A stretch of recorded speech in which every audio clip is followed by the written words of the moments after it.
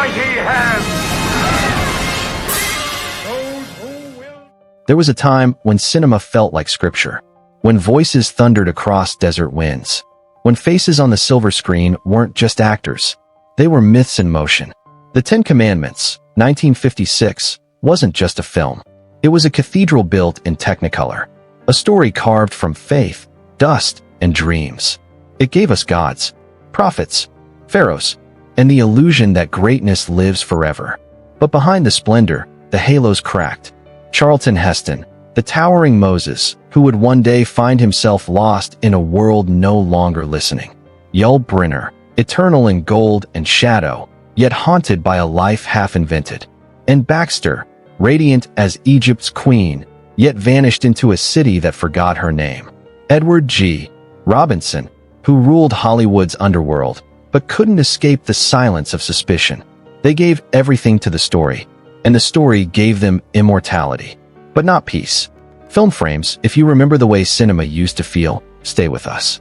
Subscribe to honor what Hollywood builds and what it quietly buries. Because some legends fade, others deserve to echo. Charlton Heston, the prophet who couldn't escape the fire. He stood on a mountain, beard blazing, eyes lifted to the heavens. He held the tablets aloft like the weight of the world itself. And in that moment, Charlton Heston became Moses, not just in the film, but in the minds of an entire generation. The Ten Commandments, 1956, wasn't merely a role. It was a coronation. It turned Heston from leading man into legend, into the voice of divine fury, into the face of righteousness carved in granite. But legends, unlike men, don't bleed. And Heston, for all his thunder and might, bled deeply. Born John Charles Carter in Wilmette, Illinois, in 1923, Heston came from modest beginnings. His father ran a sawmill. His mother, descended from Scottish and English ancestry, read him Bible stories under the cold Midwest sky. From early on, there was a sense of weight in his bearing, something that didn't fit in ordinary life.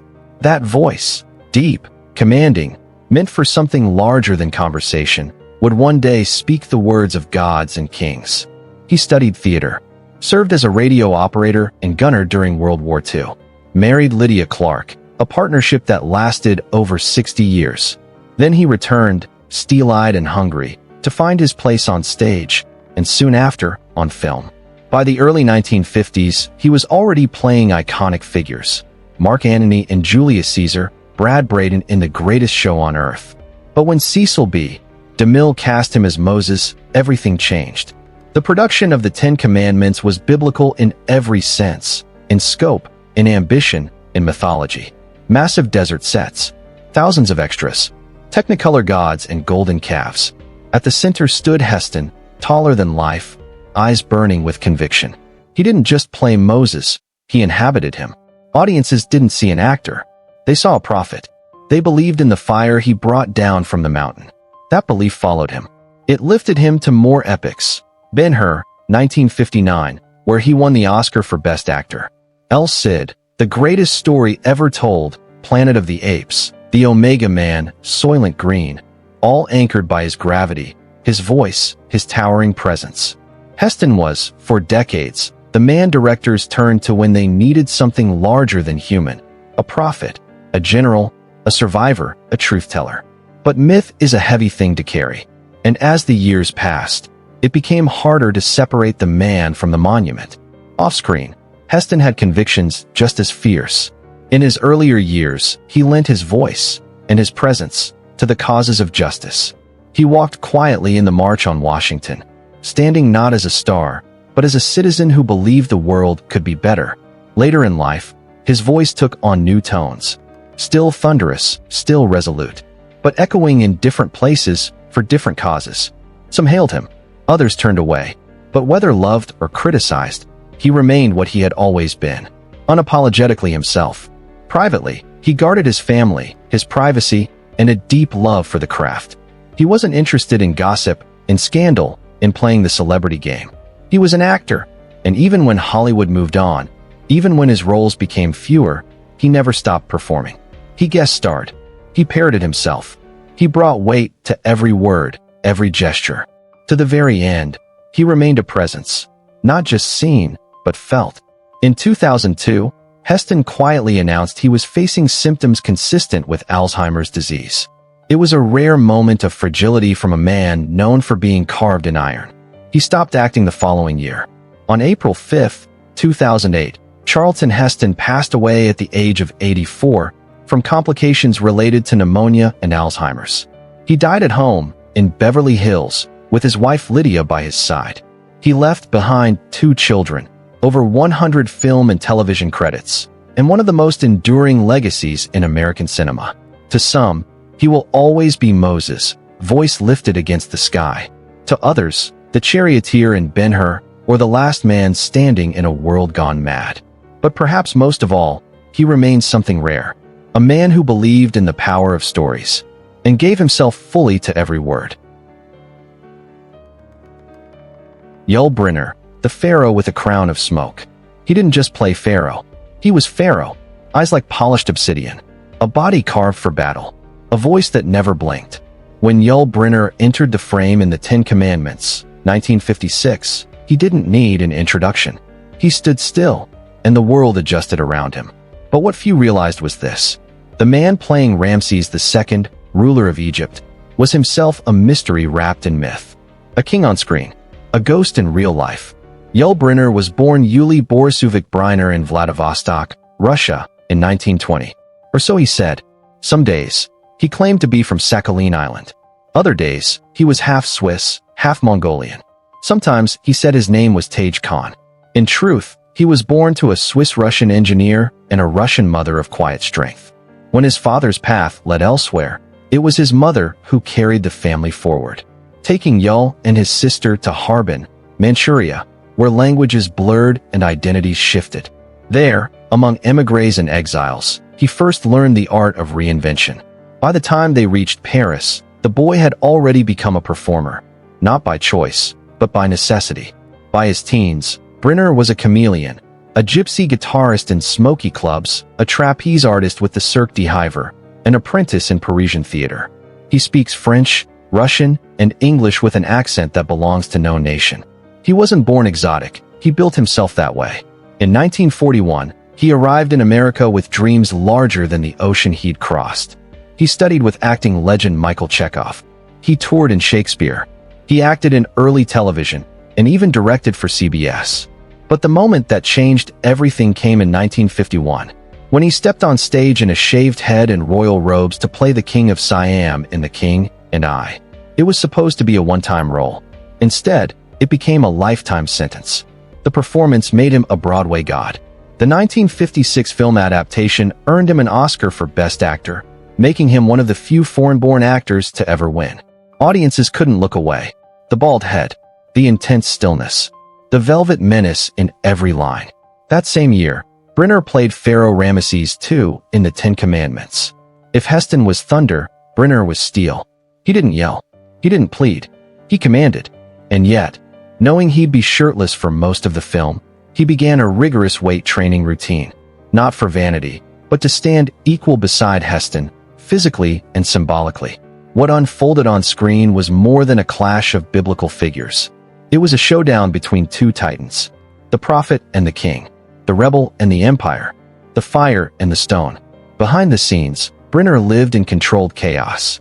He married 4 times, fathered 5 children, and left behind as many lovers as roles. He was demanding, precise, obsessive. He insisted on full creative control in many of his later projects.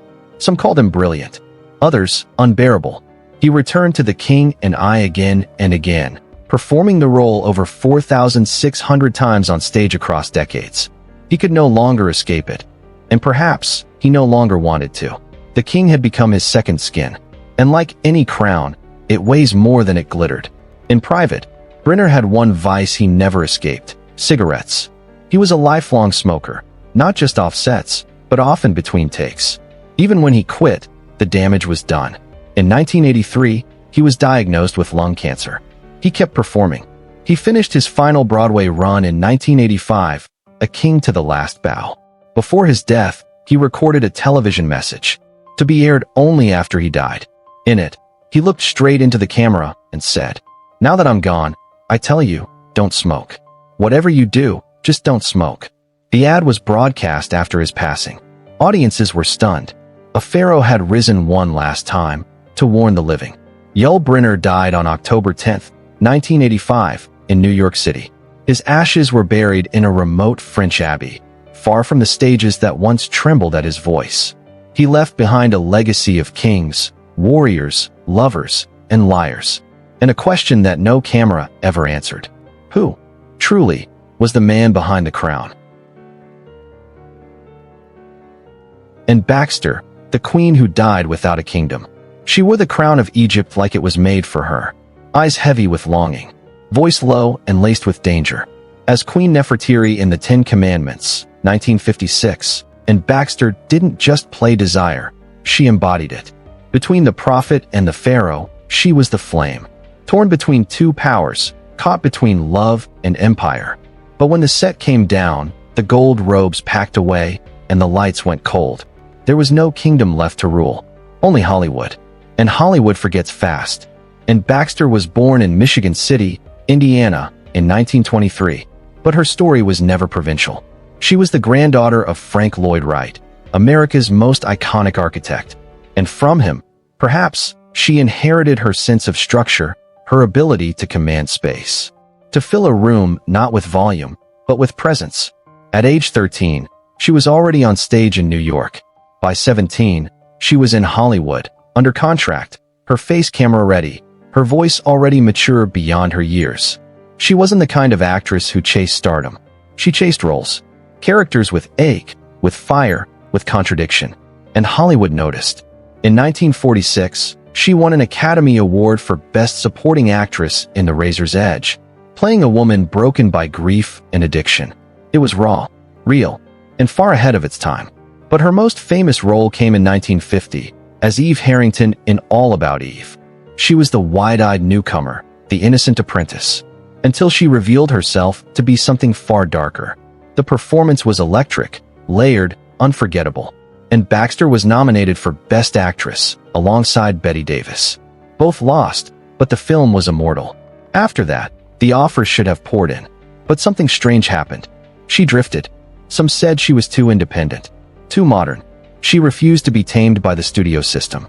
She freelanced, chose carefully, and in doing so, began to vanish from the center. Then came the Ten Commandments. Her Nefertiti was all seduction and sorrow. A woman who would betray anything for love, but never stop loving what destroyed her. The role let Baxter burn again, but only briefly. After the film's release, she worked, but not as often. The industry was shifting. New faces, new ideals. And Anne Baxter, with her husky voice and haunted eyes, no longer fit their mold. Privately, she lived a life of quiet intensity. She married 3 times. Her first husband, actor John Hodiak, died young. Her second marriage took her far from Hollywood, to Australia, then New Mexico, then Hawaii. She raised children. She wrote. She acted in plays and on television, always committed, never complacent. But she was never quite Anne Baxter, the star again. And maybe she didn't want to be. In the 1980s, she returned to the public eye in TV dramas like Hotel and East of Eden. She aged gracefully, not clinging to youth, but evolving with it. She played matriarchs, women with wisdom in their bones. But there was a sadness too, a sense that the flame never fully rekindled. Then, one December day in 1985, she was walking down Madison Avenue in New York City. A familiar street. A quiet afternoon. She collapsed. A brain aneurysm. She was kept alive on machines for 8 days. No headlines screamed. No camera crews gathered. She passed at age 62. A queen without a palace. A legend folded into the quiet of a city that had once lifted her up. And Baxter never chased the spotlight. She chased truth. And for a moment, in the shadow of pyramids, between the fire of Moses and the fury of Ramses, she burned brighter than anyone. Edward G. Robinson, the villain Hollywood tried to forget. He never played a prophet, never held a staff or wore a crown. He didn't raise his arms to part the sea. But somehow, when Edward G. Robinson looked into the camera, the screen still listened. In the Ten Commandments, 1956, he played Dathan, sly, scheming, dangerous without ever lifting a sword. In a story of gods and miracles, he played the man who whispered in the shadows. And somehow, you couldn't look away. Because Edward G. Robinson didn't need divine power. He had something else, gravity. He was born Emanuel Goldenberg in Bucharest, Romania, in 1893. His family came to New York when he was 10, settling on the rough streets of the Lower East Side. He spoke Yiddish, dreamed in English, and carried with him the weight of two worlds. He didn't begin with dreams of stardom. At first, he thought he'd be a rabbi, or maybe a lawyer, but the stage called louder. He studied acting, changed his name, and began the long, quiet climb from obscurity to Broadway. For over a decade, he worked in theater, building a reputation not on looks or charm, but on timing, subtlety, and a voice that could cut like a blade. Then came Hollywood, and everything changed. In 1931, he starred in Little Caesar, playing Rico, a gangster who didn't shout to be feared. He sneered, calculated, commanded, and changed cinema forever. The role made him a star. Not a matinee idol, not a romantic lead, but something rarer. A man who could make evil believable. Over the next 2 decades, he became the face of American crime films. A master of tension, of menace, of restraint. And yet, away from the screen, he was none of those things. Off camera, Edward G. Robinson lived a world apart from his film persona. He was gentle, thoughtful, and deeply cultured. He spoke several languages, adored classical music, and became one of Hollywood's most respected art collectors. His home was filled with paintings by Van Gogh, Degas, Renoir, and Cezanne. He once joked that he only played gangsters to afford impressionists. Colleagues admired him. Young actors learned from him. He never needed to be the loudest voice in the room. He simply was. But even legends fade. Hollywood, in those years, became a place where silence was safer than nuance. A time when even the most thoughtful voices learned to speak carefully. And sometimes, not at all. Robinson, with his long history of principle and quiet conscience, found himself walking a narrower path. Not because of what he said, but because of how the wind happened to blow. He weathered it not with protest, but with patience. He kept working, kept showing up, and let the performances speak in the spaces where words no longer could. When Cecil B. DeMille cast him in the 10 Commandments, it was both a surprise and a quiet triumph. Robinson returned not as a hero or a king, but as Dathan, a man who survives by knowing who to serve and when to betray. And he played it brilliantly, not as a villain, but as a man trying to stay relevant in a world that no longer needed him. It was, perhaps, a mirror of his own life. That same year, he endured personal heartbreak, a difficult divorce that forced him to part with his beloved art collection. Paintings he had lived with for decades, studied, loved. He once said losing them was like saying goodbye to dear friends. Still, he worked. Quietly. Consistently. Character roles. Supporting parts. No longer the star, but always the actor. In 1973, he filmed his final performance in Soylent Green. A quiet, haunting role as a man choosing when to leave a crumbling world. It was one of his most touching performances. 2 weeks after filming Wrapped, Edward G. Robinson passed away from cancer. He was 79 years old. The Academy had never nominated him during his lifetime. But that year, he was honored posthumously with a Lifetime Achievement Oscar. He never got to hold it, but perhaps he never needed to. His legacy wasn't in statues. It was in shadows, in stillness, in the unforgettable weight of his gaze. Edward G. Robinson never played God. He didn't need to. He played something more human, and sometimes more dangerous. Ambition, pride, survival. He didn't part the Red Sea. He stood on its shore and watched it close behind him. They spoke with thunder. They stood between heaven and empire. They gave us miracles, commandments, kingdoms carved in technicolor.